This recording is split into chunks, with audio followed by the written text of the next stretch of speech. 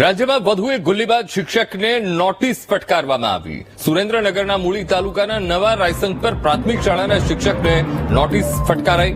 કેતન બોળા નામના શિક્ષકને 10 દિવસમાં ડીઈઓ કચેરીએ હાજર રહેવા ફરમાન કરવામાં આવ્યું છે। તો છેલ્લા કેટલાય સમયથી બિનઅધિકૃત ગેરહાજર રહેતા શિક્ષક સામે કાર્યવાહી કરવામાં આવી।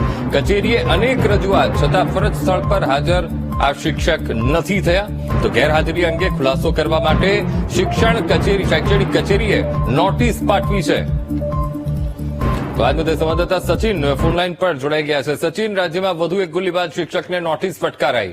મૂળી તાલુકાના નવા રાયસંગ પ્રાથમિક શાળાના શિક્ષકને નોટિસ ફટકારવામાં આવી છે। શું મામલો, સચિન?